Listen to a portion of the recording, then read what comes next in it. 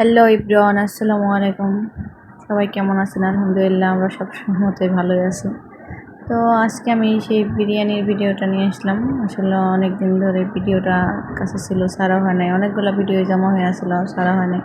তো আমি কিন্তু ঝটপট তাড়াহুড়া করে এইভাবে বিরিয়ানিটা রান্না করি, এটাই শেয়ার করলাম। আসলে কোনো রেসিপিটা শেয়ার করবো কারোর জন্য রেসিপি শেয়ার করলাম, আমি যেভাবে রান্না করছি ওটাই আর কি আপনাদের সাথে শেয়ার করলাম। তো দেখতেই পেলেন আমি 4 পিস আলু দিয়েছি, ওটা প্রথমে ভেজে নিয়েছি। আর ওই তেলের ভিতরে আমি পেঁয়াজটা দিয়ে দিলাম। আর এরপরে আদা রসুন জিরা বাটা দিয়ে সুন্দর করে একটু নাড়াচাড়া দিয়ে নিলাম।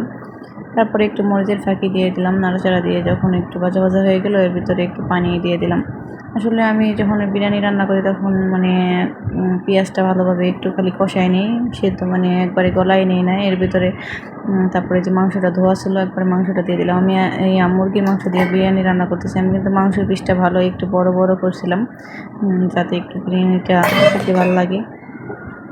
তো এরপরে আমার মাংসটা দেওয়া শেষ। এখন ভালো করে নাড়াচাড়া দিয়ে নিতেছি। মাংসের ভিতরে কিন্তু অনেকখানি পানি বের হয়ে আসছে।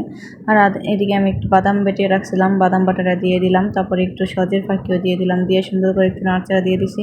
আর এখানে আমি যে রাঁধুনি বিরিয়ানির মশলাটা দিয়ে আমি সবসময় বিরিয়ানি রান্না করি, আমার অনেক পছন্দের মশলাটা। এটা আমি পুরো 1 প্যাকেট দিয়ে দিলাম। এখানে একটু কম ছিল 1 প্যাকেটের থেকে, পুরোটাই দিয়ে দিলাম। তারপরে সুন্দর করে নাড়াচাড়া দিয়ে দিলাম। আর এই মশলাটা দেওয়ার পরে কিন্তু অনেক সুন্দর একটা কালার আসছে আমার এই মাংসের সাথে।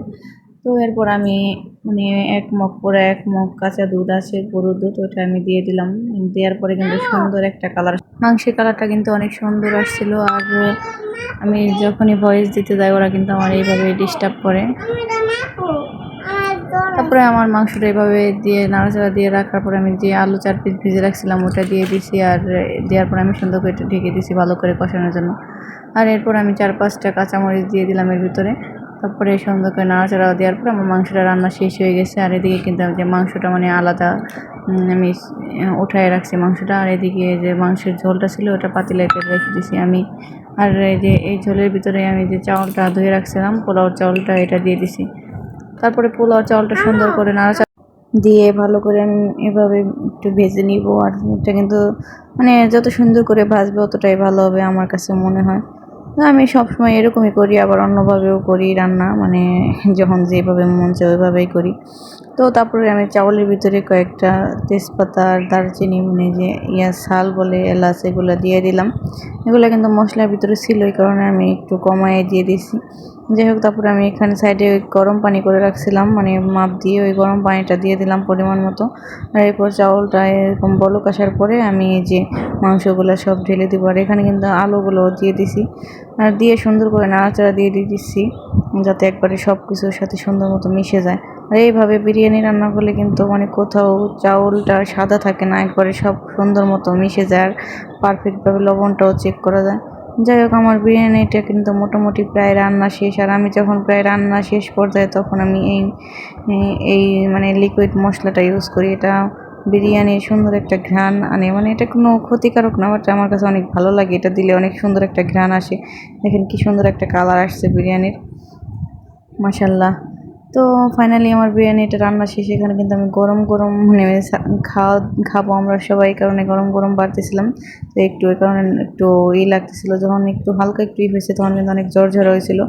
যাই হোক, যে সবার জন্য আমি একসাথে এখানে গামলার ভিতরে বাড়তেছিলাম যে আমরা এখন সবাই একসাথে খাবো। বিরিয়ানিটা কিন্তু আমার কাছে অনেক ভালো লাগছিল। আর আমার আয়ান বাবু তো অনেক পছন্দ করে। এদিকে যে খাওয়ার জন্য বেরিয়ে নিছি আমি। আর আয়ান বাবুরে কিন্তু আগেই খাওয়ানো শেষ হয়ে গেছিলো। ওরে খাওয়ানোর পর সবাই খাওয়ার পরে আমি খাইতে আসছি। এই যে আমি দেখাইতেছিলাম যে আমি নিয়েছি, কিন্তু আমি যখন খাইতেছিলাম তখন আবার ওকে বলতেছিলাম যে একটু খাও, বা ওরে দিতেছিলাম এদিকে আয়ান বাবুরে। আমার সাথে করে দেওয়ার পরে ও প্রচণ্ড রাগ করে যে আমি আর খাবো না, আমার সাথে রাগ দেখা দিছে।